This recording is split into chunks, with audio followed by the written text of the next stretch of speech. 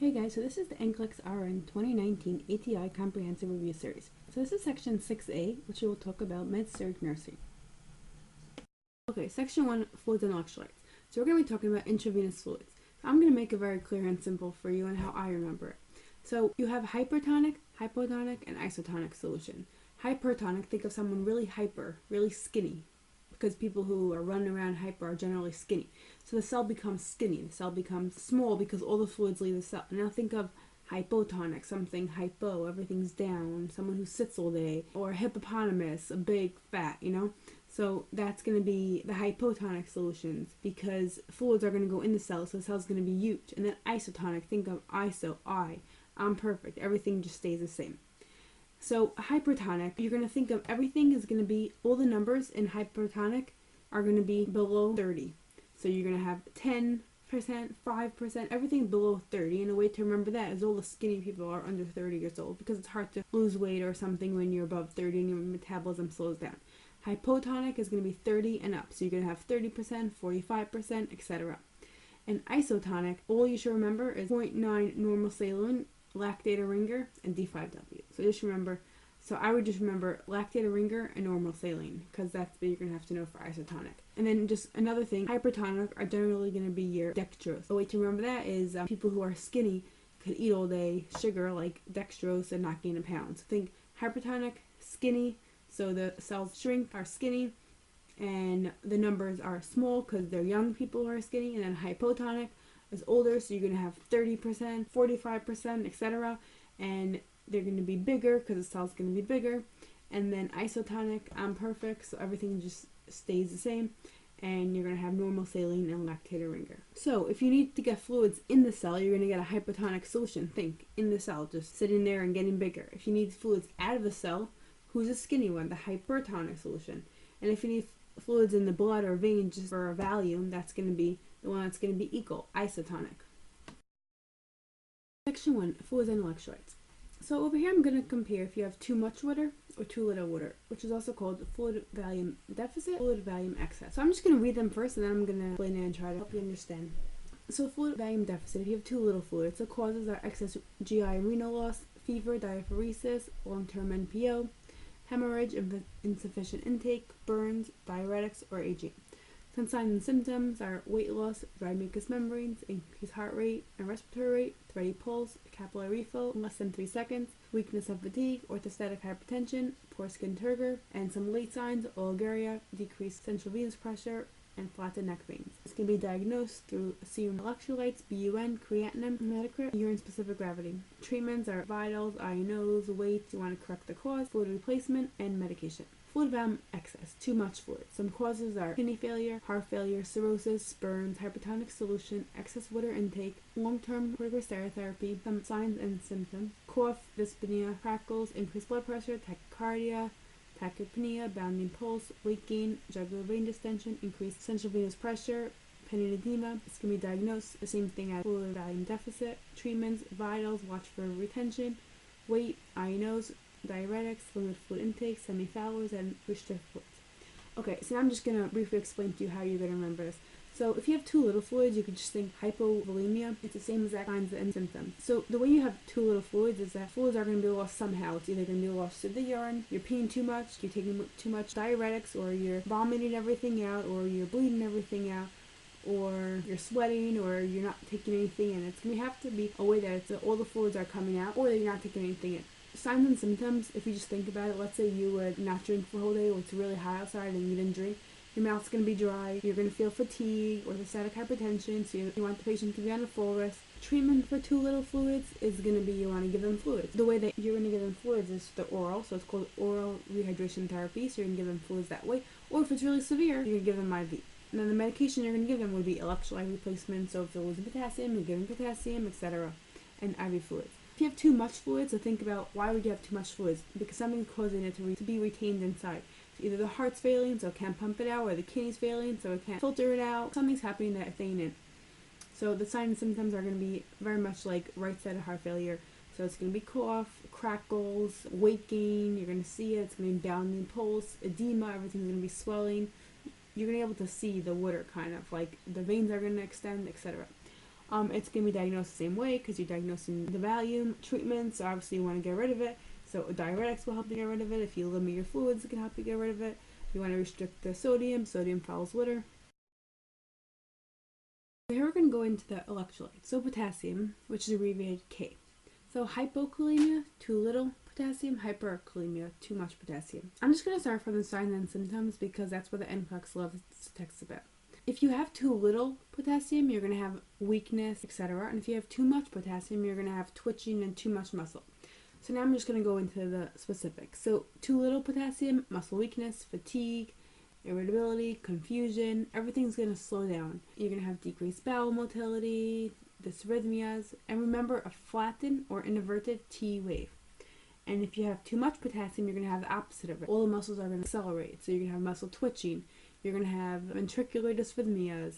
You're going to have paresthesia, increased bowel motility, peak T waves. So if you have too much potassium, just think about the muscles overworking.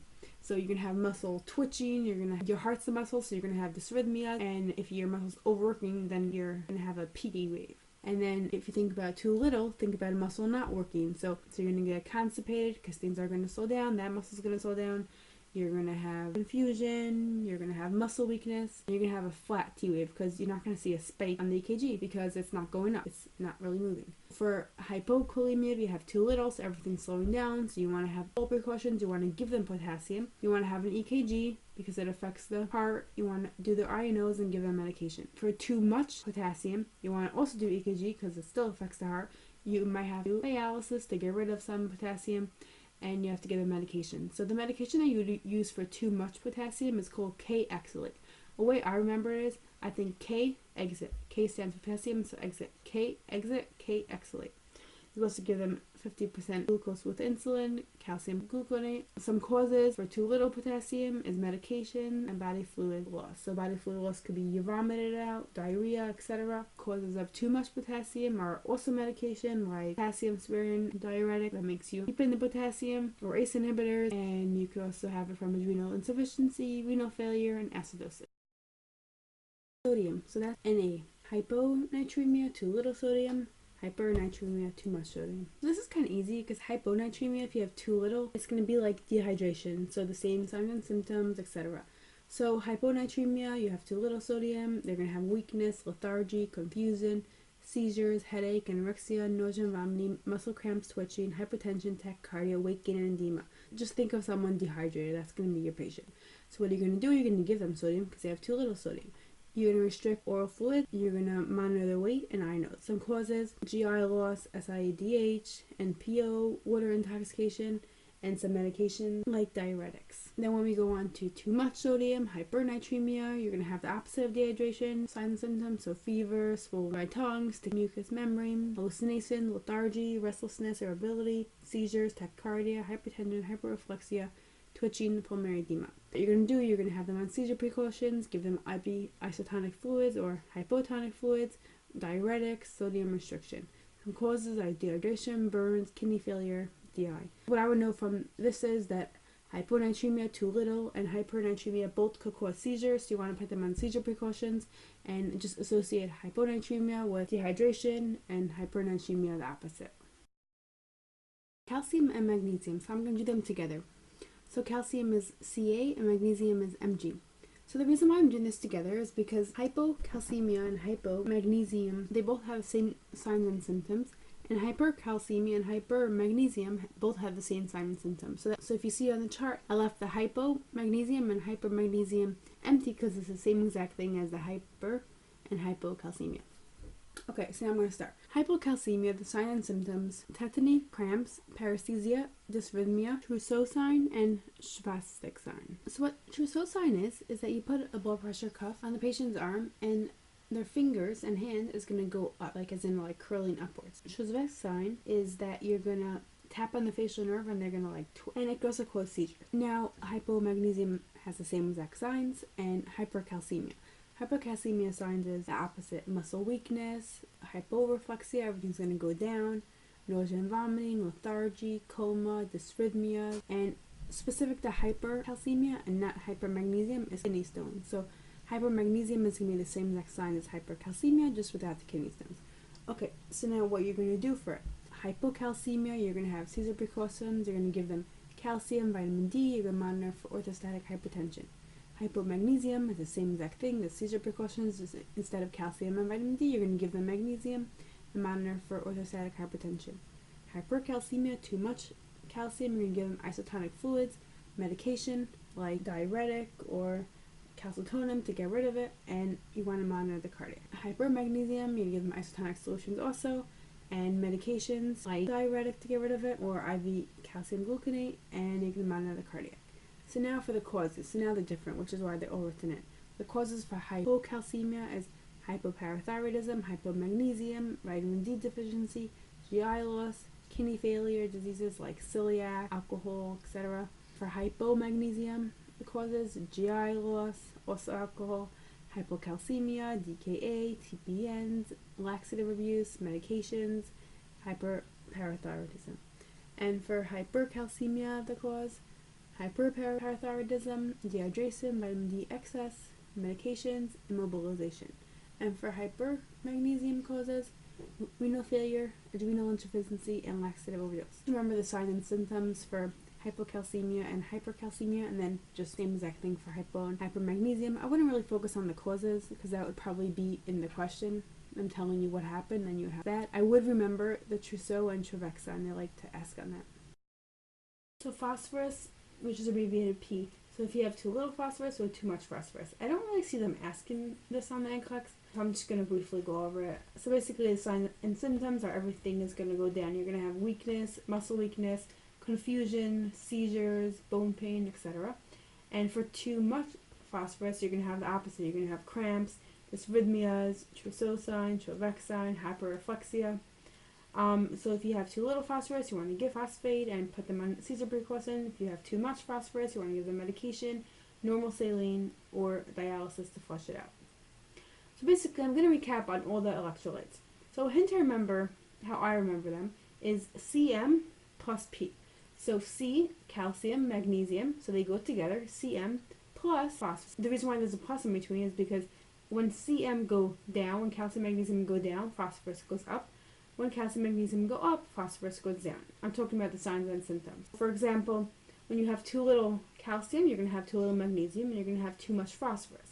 And they all have the same signs and symptoms, which is trousseau sign, trivexan, tetany, cramps, dysrhythmia, seizures, hyperreflexia.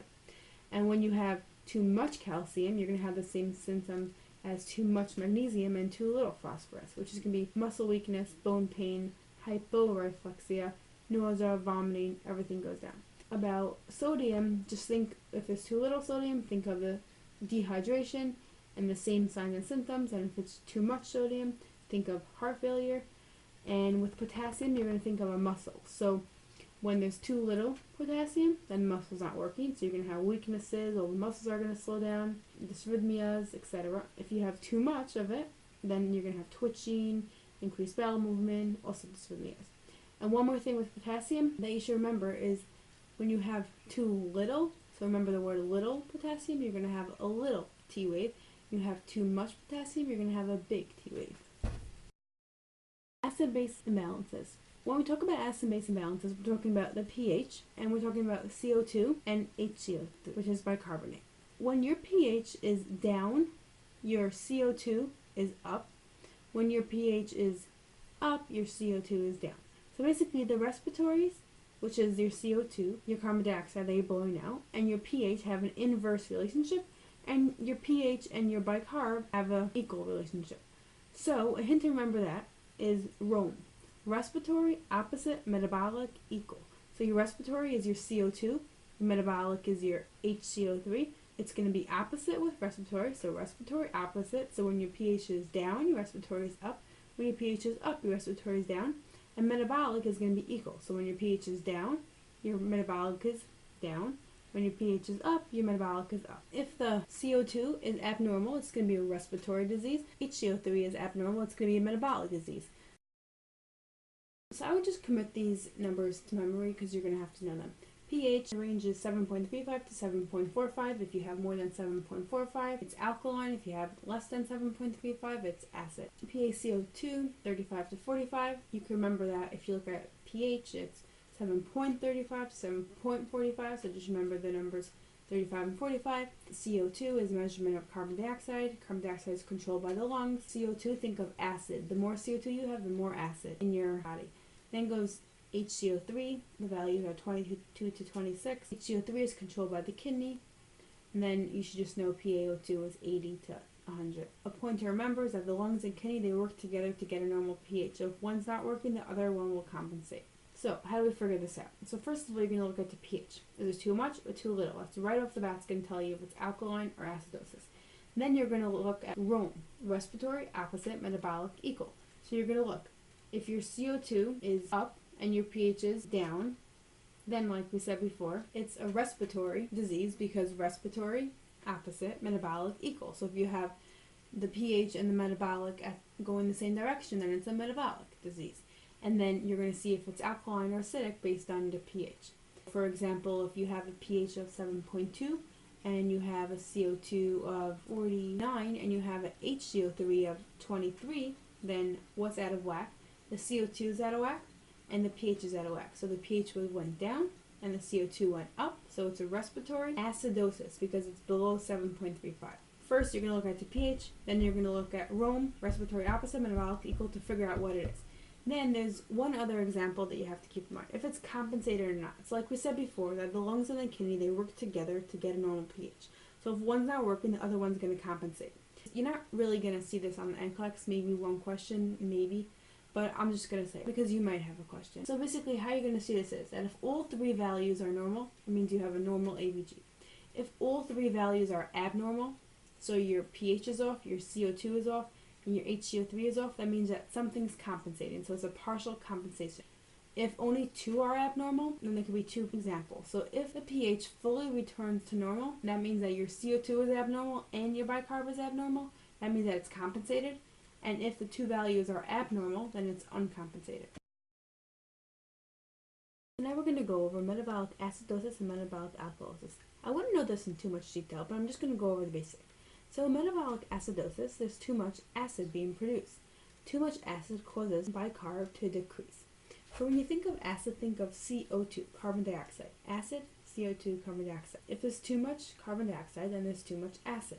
So when there's too much carbon dioxide, then there's less oxygen. So everything's going to be down because the body's not getting enough oxygen. It's having too much carbon dioxide. So you're going to have signs and symptoms like hypotension, weakness, bradycardia, weak pulse, confusion, hyporeflexia, they all go down, lethargy, etc. And you're going to have a cosmal respiration because you have way too much acid, so your body's trying to breathe it all out and get rid of it. Causes are stuff that increase acid, like diarrhea, fever, hypoxia, starvation, renal failure, DKA, which stands for diabetic ketoacidosis, dehydration, etc. It's going to cause an increase of acid. Treatment, obviously you want to correct the cause, give them fluids and electrolytes, whatever they're missing. Metabolic alkalosis is opposite. Your body gets rid of acid, so there's too little acid. Signs and symptoms, you're going to feel dizzy, hypertonic muscle, decreased respiration. These are stuff that decrease acid, like antacids, TPN, GI suctioning, hypokalemia, blood transfusion, and vomiting. You could think of alkalosis, like vomiting, alkalosis. Treatment, obviously you're going to treat the cause, fluids, and electrolytes. Respiratory acidosis and respiratory alkalosis. Because it's a respiratory disease, there's a problem in the lungs. So respiratory acidosis is you're keeping in too much CO2, and respiratory alkalosis, you're breathing too much out, you're hyperventilating. Respiratory acidosis, signs and symptoms, dizziness, palpitation, muscle twitching, and convulsions. Causes, why would you be keeping too much acid? Respiratory depression, you're not breathing enough out, pneumothorax, airway obstruction, inadequate ventilation. So basically any reason that would cause you not to be able to breathe out enough acid. Treatment is going to maintain the patent airway. You're going to want reversal agents for opioids because opioids cause respiratory depression. You want to regulate ventilator therapy. You want to bronchodilate, mucolytics. Basically anything to open the airway so that you could breathe out the CO2. Now respiratory alkalosis, so that means that you're expelling too much CO2. So you have anxiety, you're hyperventilating like that, and too much CO2 is coming out. So signs and symptoms, tachypnea, you're breathing too much, anxiety, tetany, paresthesia, palpitations, chest pain. Just think of someone having a panic attack like that. Causes, hyperventilation, hypoxia, asthma, pneumonia, altitude sickness, a cause that's going to cause you to keep breathing out. Treatment, you want to give them O2 because they're taking out too much. You want to reduce the anxiety, and you want to teach them ways to rebreathe. So that's the end of part 6A. Now we're going to go on to part 6B, in which we're going to talk about respiratory diseases. Please like and subscribe.